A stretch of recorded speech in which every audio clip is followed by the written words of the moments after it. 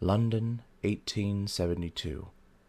I have entered into the service of a new gentleman. It would seem he is a gambling man.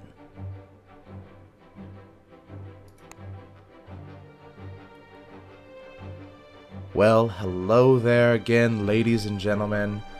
I'm really excited today because today we are going to be playing a game I've been looking forward to playing for a while. It is 80 Days, inspired by the Jules Verne novel Around the World in 80 Days. And I just love the concept. There's quite a few games I'm excited about that are just literary based and pulling from great stories. And Jules Verne is definitely one of the most inspirational authors. Inspired a lot of new ways of thinking. Though it'll be very interesting to see where this game goes, because the original was very set in Victorian colonialism, had an old mindset to the way the world is. So we'll see what the developers have done with this game. And of course, we start our journey in London. Let us begin.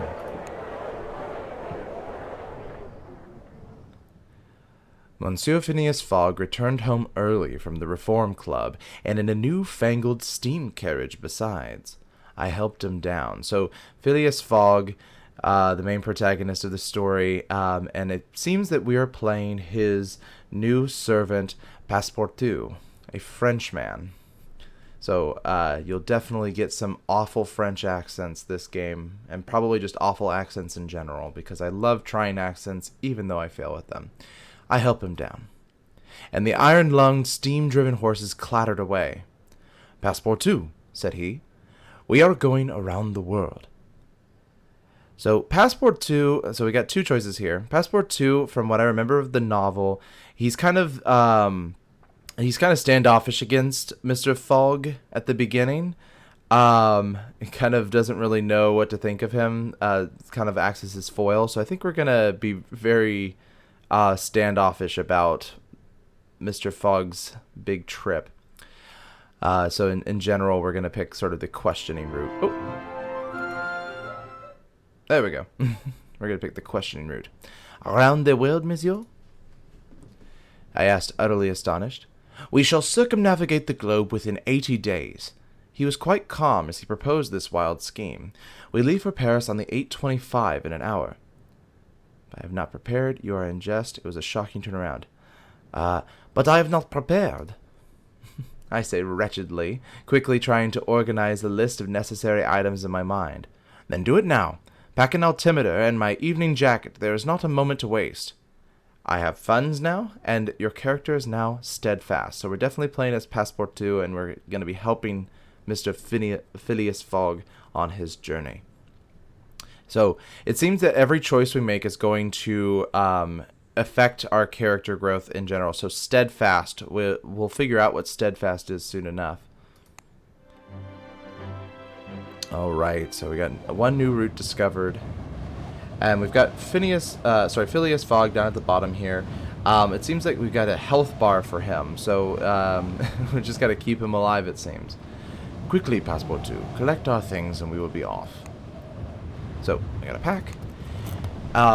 Alright, and so, just based on my basic understanding of this game, we have some things to pack here, and it seems that, well, I mean, we can't pack all of them, and it seems that packing some things will give us certain benefits, and other things will give us other benefits. So, for example, if I pick the European shipping timetable, I believe that gives us access to traveling by ship. So if we're trying to figure out where to go, we can now use ships in Europe. It says right there, routes for ships in Europe are now visible on the globe. Not entirely sure what the altimeter's for yet, though I imagine since it has to do with altitude and flying, it might have something to do with like maybe hot air balloons or something like that. I'm definitely getting the sense that this game is sort of a steampunky vibe, so we might get some airships in here too. And then I think to go with the wool trousers and the wool shirts, we'll do the evening jacket, which will which will complete our Englishman's wardrobe, which will help us imagine in certain situations. All right, so we're done packing. And so here are those routes that we're discovering because of the shipping map that we've got. So all these routes coming out of Europe. Oh, and one out of Stockholm there too. So whichever direction we decide to take, we'll also have those on as well. Our completed Englishman's wardrobe should help us negotiate times of upper-class journeys. Interesting. So that might help us travel a little bit more in style. We must discover our route as we go, onwards. So, let us depart. So, right now we only have the one trail from London to Paris. So let's go ahead and go for it. Embark. The Amperite Express to Paris departing now. The guard's van has space for one suitcase, which will suffice. Travel. This promises to be a bearable experience. Nice. So we've got one suitcase, so it looks like we're all covered for this first one. Pardon me. So we've got this, it looks like this iron horse, literally. So very steampunky. The mechanical horses raced past Piccadilly Circus and Pall Mall faster than a team of thoroughbreds.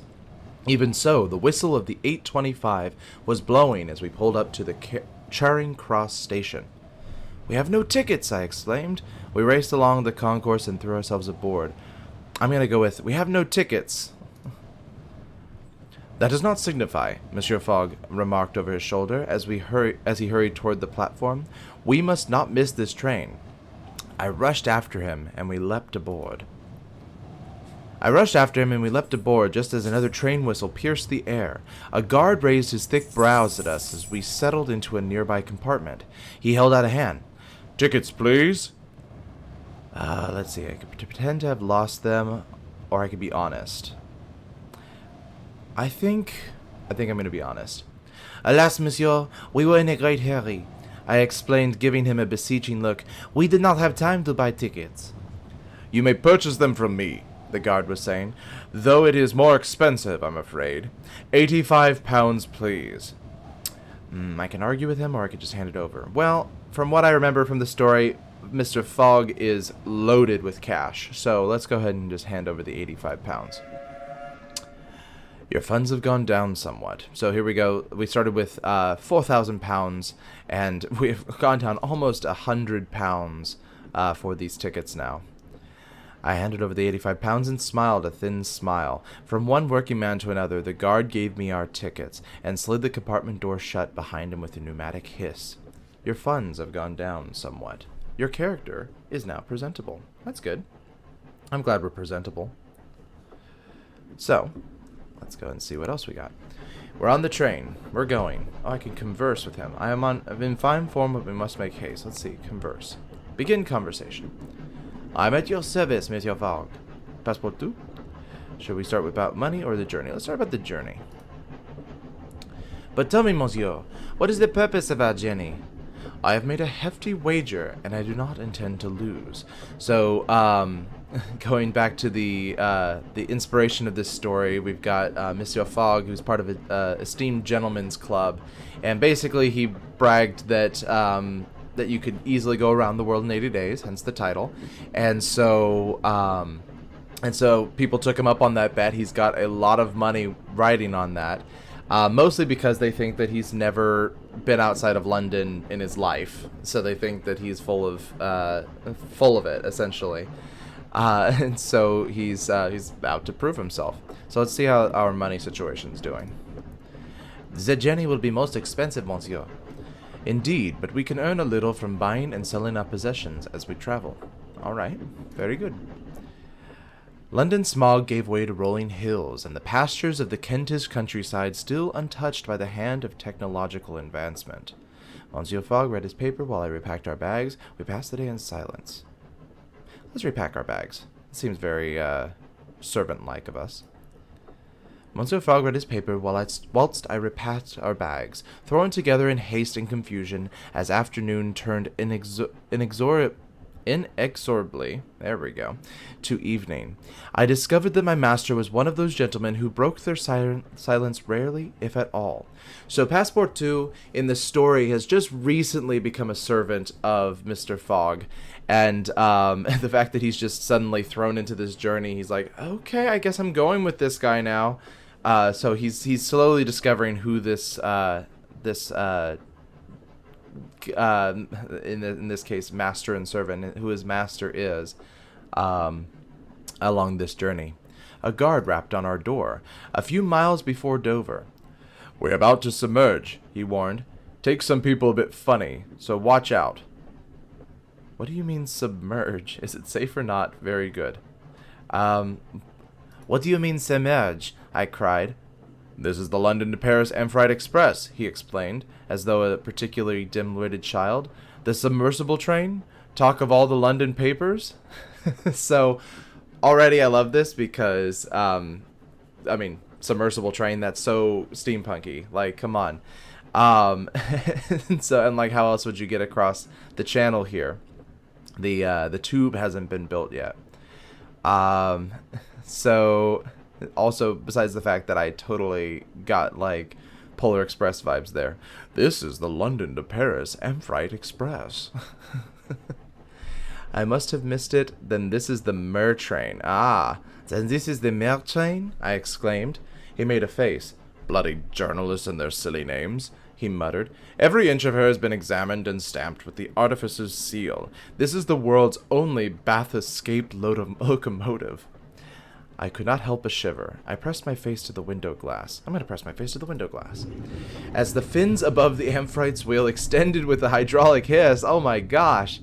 Night fell and we plunged past the end of the track into the freezing water of the English Channel. Oh my gosh, this is cool. We are now underwater and have just arrived in France. The Amphitrite plowed through the water overnight and splashed up into wider gauge French tracks at Calais as dawn broke. "Do you have a route in mind, monsieur?" I began to consider what we might require for our journey. I'm going to ask Mr. Fogg. I asked as the water of the channel dried from the compartment windows. "I am as yet undecided," my master admitted. "The new channel has sped up the shipping route from the Suez to Bombay, though perhaps we should take the Trans-Siberian Railway across Russia." Ooh. Interesting. So if I remember correctly, in the story they go through Bombay, but of course we've got a game, so we got options here. Oh man. This is the big choice. I'm gonna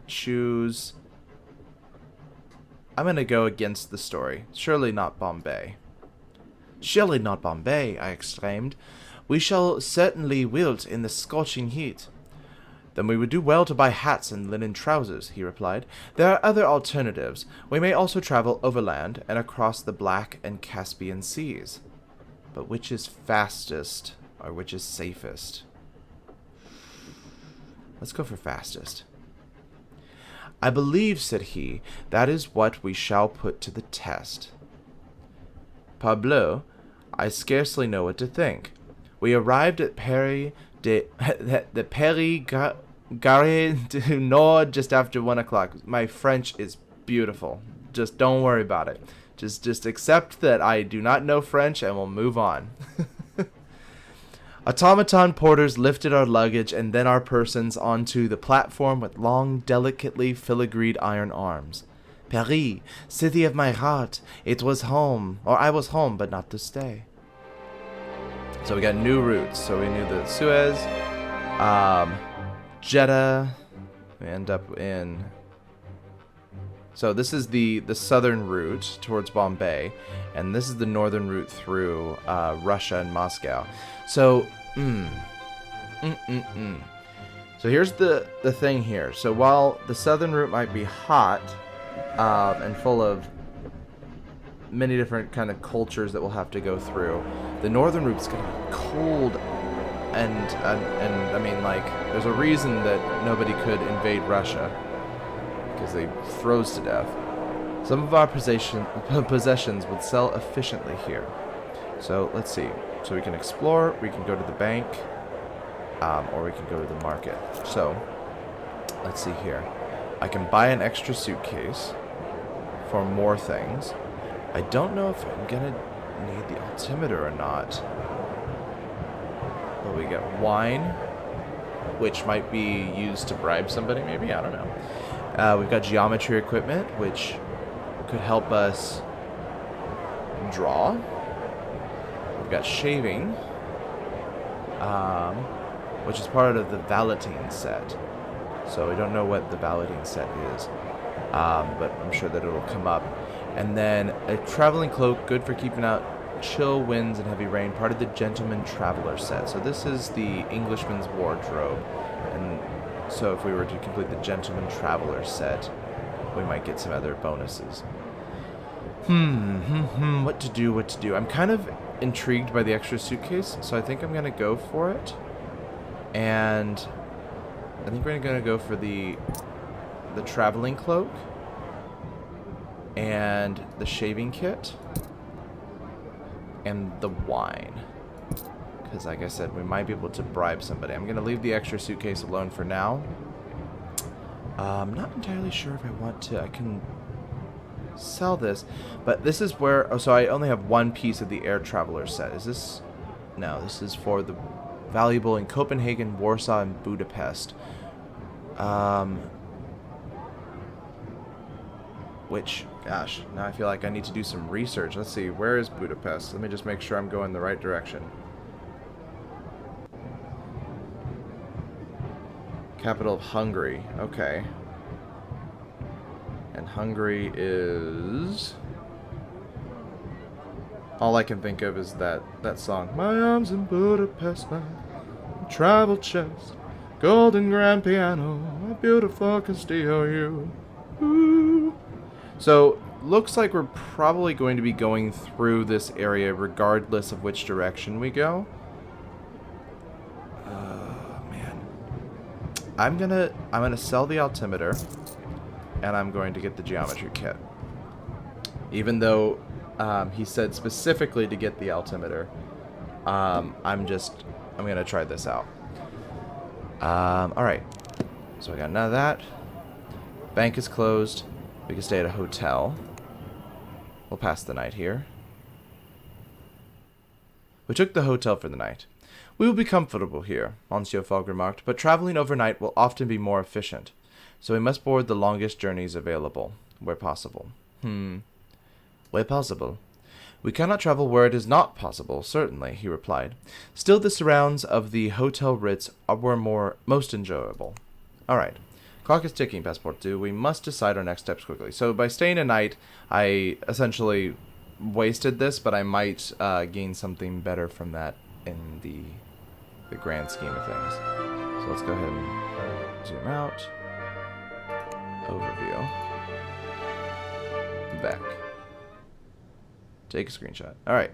So, let's see here. Open the luggage. I can explore for 4 hours. Or, I see. I can choose which direction I'm going to go. So, I've got here. So, there's Budapest. And I think it was Munich. And I can't remember what the other thing was. Actually, let's open up our luggage. We can look at it right here. So it's Copenhagen, Warsaw, and Budapest. So all sorts of different directions. I'm not sure where Copenhagen is. Let's see here. Oh, there's Warsaw. And there's Copenhagen. So if I were to travel north, I could hit both of those and get maximum use out of that. So that's the thing, is Amsterdam, I think, might be our best way. And we can go Copenhagen, Berlin, Warsaw maybe. Let's try this. So in order to travel,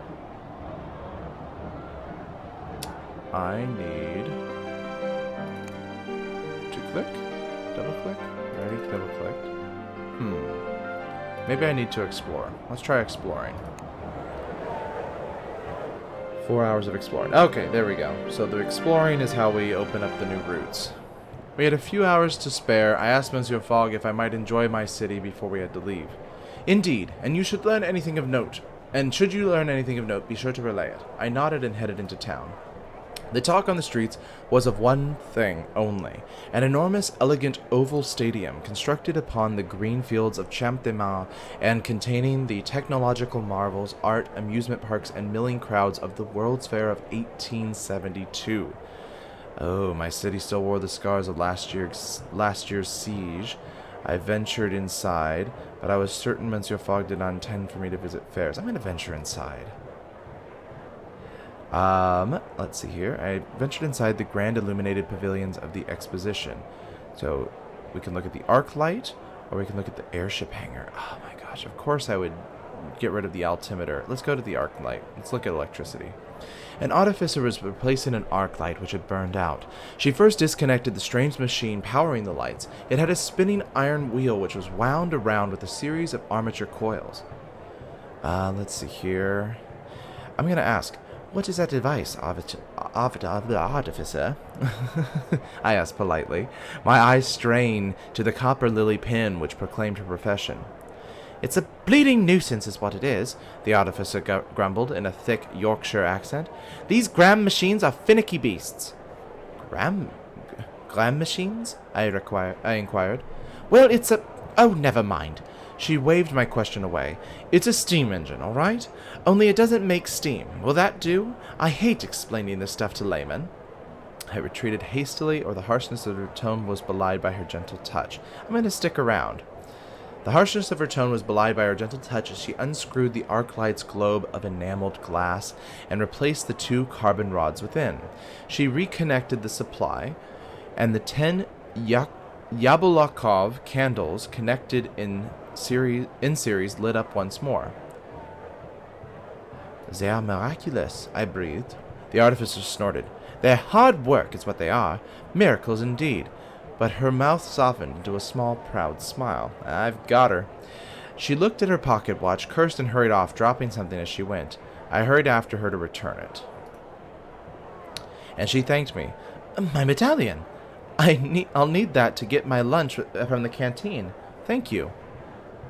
I bowed in return, and she giggled. Stop that. You'll make me blush. She rubbed the coin thoughtfully. I was given this for my work in Istanbul, you know. I made a very special automaton. I think it works as a driver now, on the route up from Izmar. I think that's right. An automaton who can drive? Of course, why is that so strange? I could only shrug. Who knows what is normal in this modern world? I looked about me once more. Avenues sprawled in every direction between the inviting, illuminated pavilions of the exposition.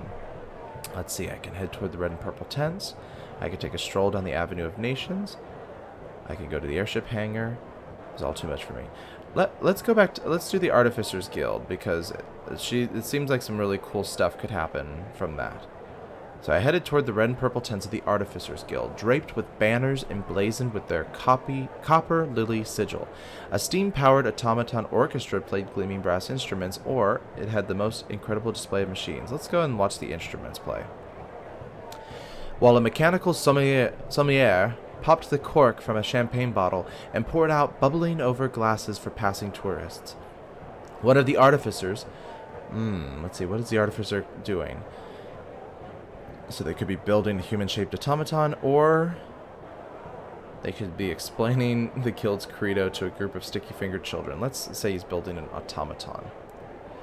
Let's see here. He's rummaging through its clockwork innards. He took out a piece of engraved glass and peered at it with a jeweler's loupe. Dashed thing! He cursed in upper-class English tones, and then looked up. Oh, hello. Let's see here. What are you doing? What? Oh. He waved the glass shard dismissively. I'm trying to build an automaton that can cook, you see. But it's not going well. He looked mournful. This one can't even fry a chip. Surely humans are capable of cooking, I remarked. Do we need automata for such things? You have certainly never been to an English boarding school, he replied, and shuddered. The things old Miss Parsons could do to a cabbage, the tender stomachs of young Britain's youth would be much safer in mechanical hands. Let's see. Oh boy. Let's go for the patriotism here. Perhaps they should simply hire French cooks, I suggested with a little wink. A French cook, eh? The artificer stroked his mustache thoughtfully. Good thought, old chap. Perhaps I'll go and find myself a cook to model my automaton upon. The artificer smiled. I wished him well in his culinary endeavors. I was rather skeptical of his ambition. But took my leave courteously nonetheless, and returned to the center of the exposition, ears ringing with the bombastic tunes of the steam orchestra. Crowds of tourists jostled and heaved past, their eyes wide with wonder. Let's see here. Let's go and check the Avenue of Nations, and then we'll leave. I took a stroll down the Avenue of Nations, lined with buildings in the styles of the nations of the world, and manned by foreign delegates in national dress, although the newly formed German Empire was a conspicuous absentee. Interesting. A most electric sight. I'm going to notice that the German Empire was absent. Since we're in the late 1800s, we're leading into a little bit of World War history here. In the city that had so recently conquered. Interesting. The uniform German Empire had conquered France. So we got some alternative history here going on. Interesting. So the Austro-Hungarian delegation was being harassed by an artificer. The Zulu Federation had built a replica village. Let's go see the Zulu Federation. Get a little Africa in here. Let's see. They had built a replica village and brought a delegation of 400 diplomats and warriors, which made for a busy, impressive stand. Above the display was a fine pharaoh type of their great emperor, Ketstwayo, in his palace in Ulandi. We'll say that. One of the young impy warriors dropped his fierce look, a wooden automaton shaped like a bird. Ooh, that sounds interesting. A little wooden automaton shaped like a bird leapt from roof to roof, its wings woven with beads. It chirruped and landed near me, and I saw that its eyes glowed like unearthly lamps. I turned away hurriedly. My feet were tiring, and the hour was growing late. Yes. I returned to Monsieur Fogg, who was eating a meal of plain boiled beef à l'anglaise. Did you enjoy the exposition? My master inquired diffidently. Let's see here. He said it as though I'd been out visiting an aged great aunt, rather than witnessing all the wonders that the modern world had to offer. Let's see.